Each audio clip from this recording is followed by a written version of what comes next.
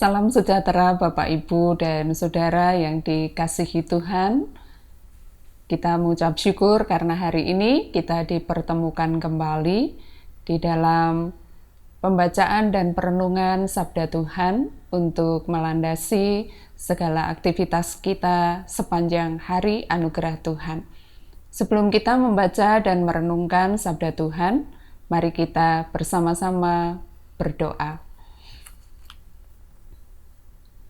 Bapa yang Maha Kasih, kami mengucap syukur atas hari baru anugerah Tuhan. Terima kasih untuk setiap kesempatan yang Tuhan anugerahkan kepada kami. Terima kasih untuk segala berkat yang telah Tuhan sediakan bagi kami. Kami mengucap syukur untuk segala kebaikan dan kemurahan Tuhan. Terima kasih Engkau terus mengajar kepada kami melalui berbagai macam cara dan melalui berbagai macam peristiwa. Kami boleh semakin mengalami kasih Tuhan, perlindungan Tuhan, penyertaan Tuhan yang tak pernah berubah dan tak pernah berkurang di dalam perjalanan hidup yang kami tempuh. Pada hari ini Tuhan, Engkau berkenan untuk menyapa kami kembali melalui Sabda Tuhan yang akan Tuhan sampaikan kepada kami.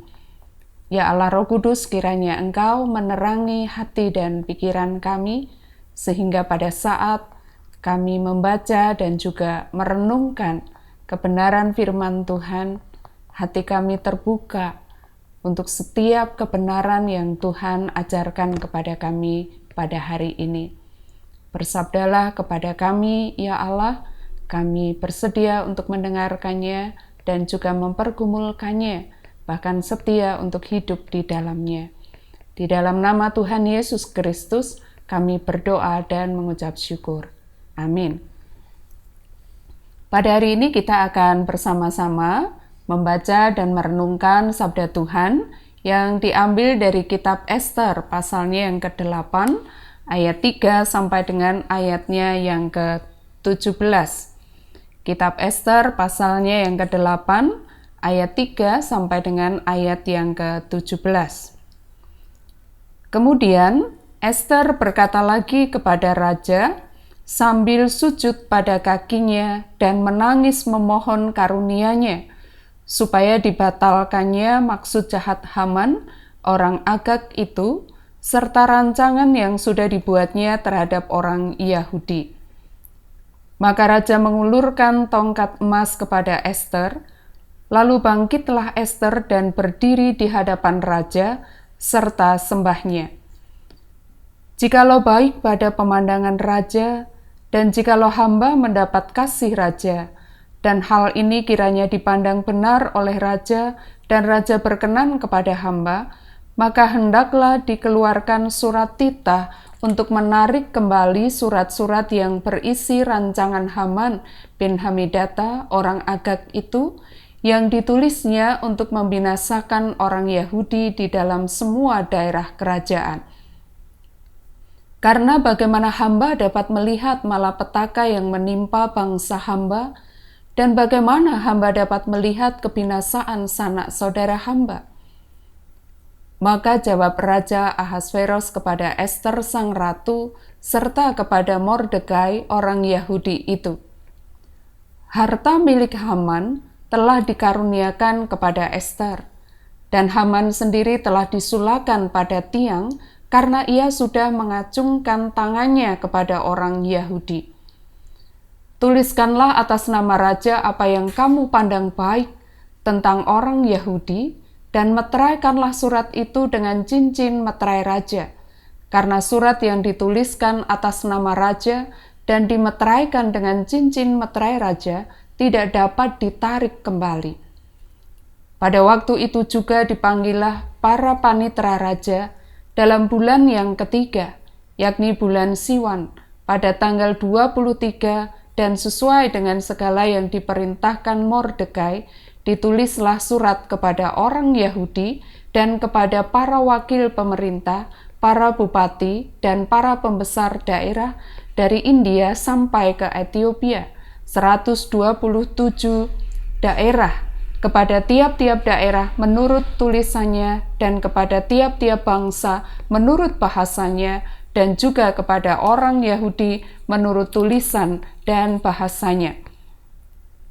Maka ditulislah pesan atas nama Raja Ahasveros dan dimeterai dengan cincin meterai raja. Lalu dengan perantaraan pesuruh-pesuruh cepat yang berkuda, yang mengendarai kuda kerajaan yang tangkas, yang diternakkan di pekudaan, dikirimkanlah surat-surat yang isinya.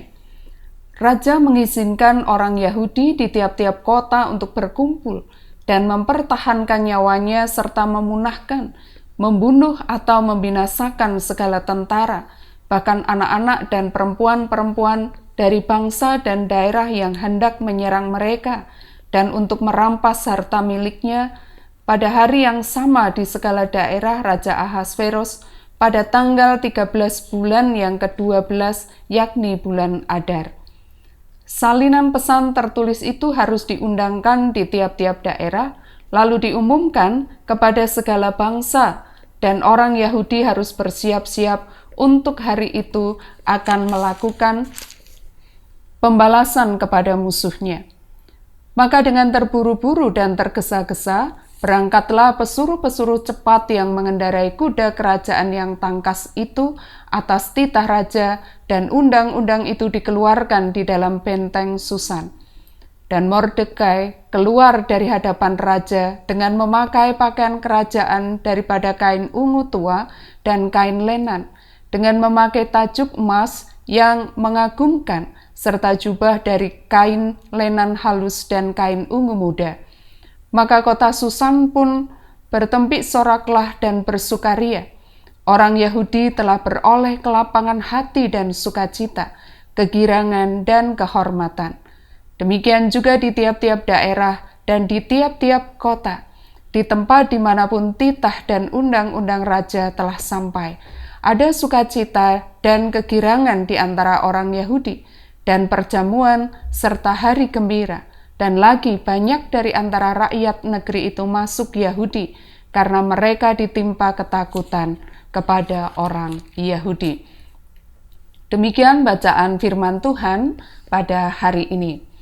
Bapak, Ibu, dan saudara-saudara yang dikasihi Tuhan, sebagai orang-orang yang bekerja atau mungkin juga belum bekerja tetapi memiliki aktivitas, terkadang kita melakukan pekerjaan atau aktivitas kita merasa bahwa semua sudah selesai.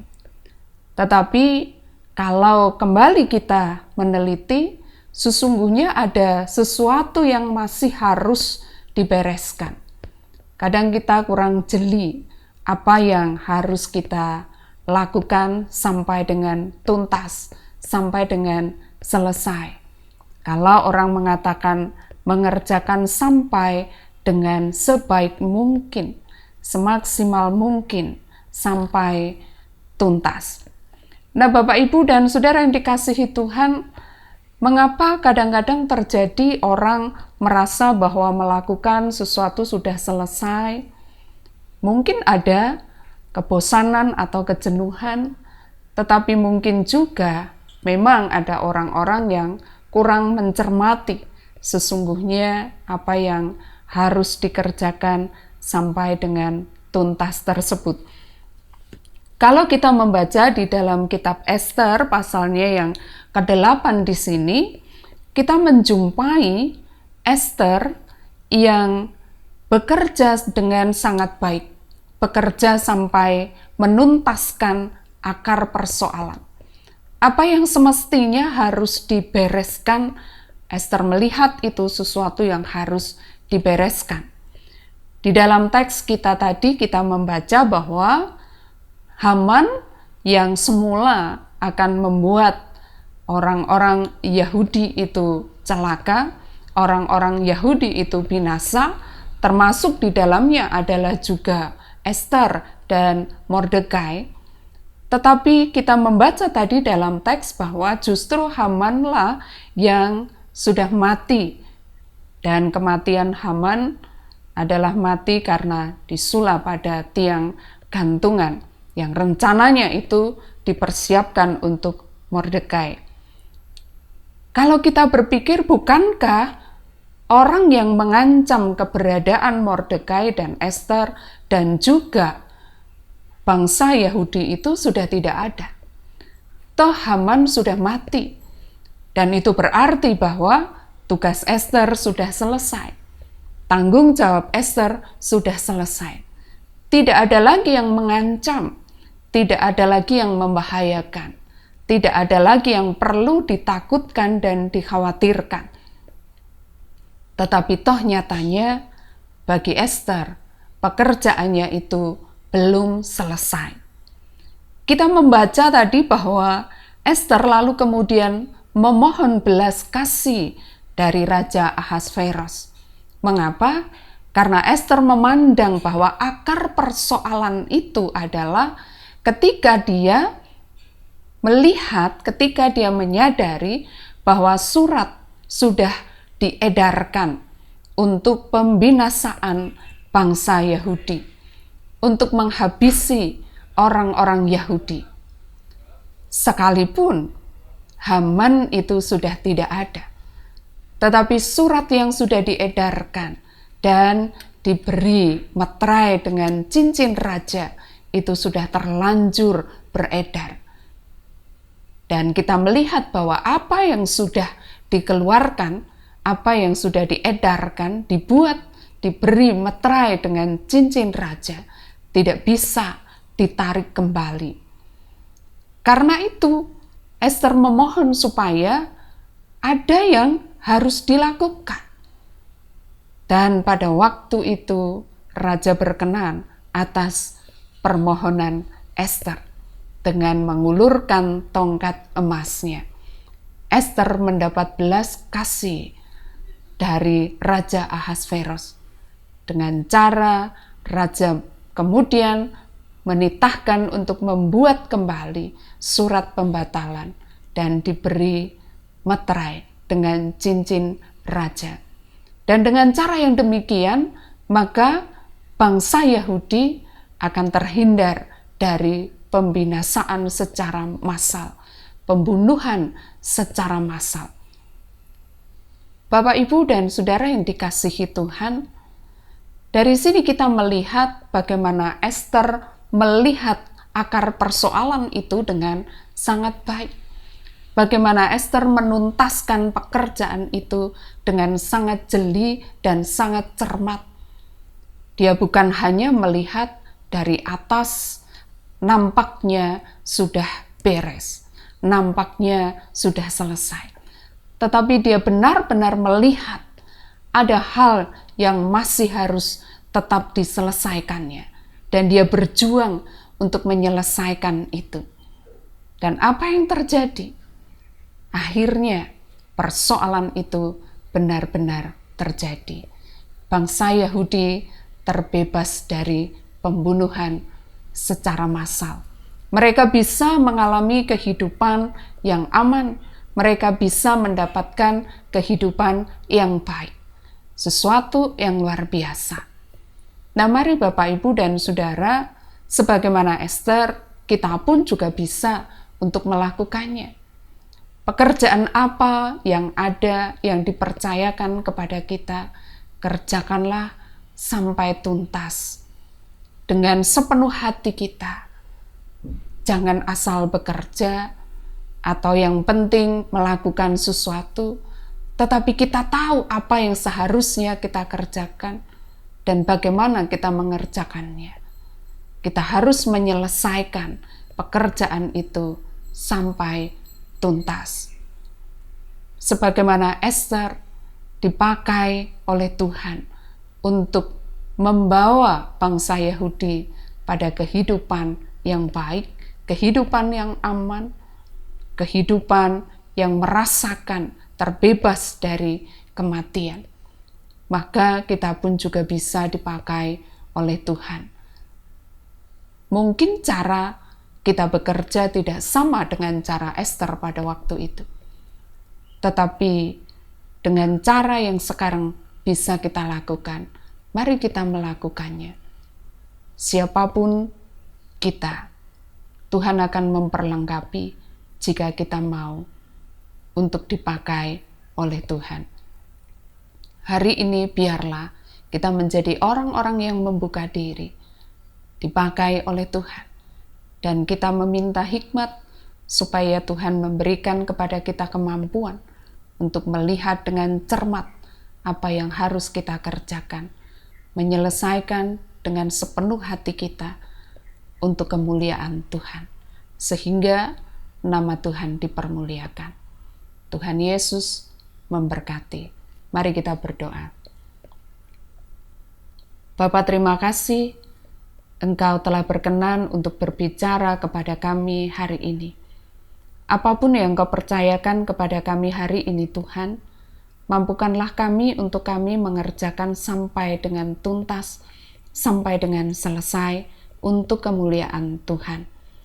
Bapa memberkati kami supaya hidup kami hari ini boleh menjadi alat di tangan Tuhan untuk menyatakan segala kebaikan dan kemurahan Tuhan bagi setiap orang yang Kau percayakan kepada kami untuk kami layani, baik melalui doa kami, melalui kepedulian kami, melalui sapaan kami, dan biarlah mereka boleh merasakan itu sebagai kasih Tuhan, pembuktian kasih Allah kepada mereka dengan hadirnya setiap anak-anak Tuhan di antara mereka. Kami serahkan Bapa untuk kota Solo ini di dalam tangan Tuhan dengan segala hal yang diperjuangkan untuk mendatangkan kebaikan bagi seluruh rakyat. Kiranya Tuhan akan memberkati setiap orang yang berjuang, siapapun mereka, bagian apapun mereka. Tuhan, kiranya Engkau tuntun dan Engkau pimpin supaya masing-masing pribadi boleh senantiasa melakukan segala kebaikan untuk membawa damai dan sejahtera bagi kota ini khususnya. Demikian juga untuk bangsa dan negara kami, Tuhan. Kiranya Engkau juga akan terus menuntun dan menyertai para pemimpin kami di dalam setiap perjuangan yang harus mereka lakukan. Tuhan lindungi dari yang jahat, Tuhan berikan kekuatan dan hikmat supaya mereka boleh bekerja dengan sungguh-sungguh dan mereka boleh menjadi alat Tuhan untuk membawa pemulihan bagi bangsa ini. Kami serahkan juga untuk setiap anak-anak Tuhan, dimanapun kami berada. Tuhan perlengkapi kami, supaya setiap kami boleh menjadi pembawa damai, pembawa pengharapan. Kami boleh menghadirkan kasih Kristus dan juga kepedulian Kristus kepada setiap orang yang ada di sekeliling kami. Doa-doa pribadi yang dinaikkan oleh setiap umat-Mu hari ini di hadapan Engkau, kami percaya Engkau mendengar dan Engkau akan menyatakan segala yang Engkau pandang baik bagi kami. Terima kasih Bapa. Di dalam nama Tuhan Yesus Kristus kami berdoa dan mengucap syukur. Amin.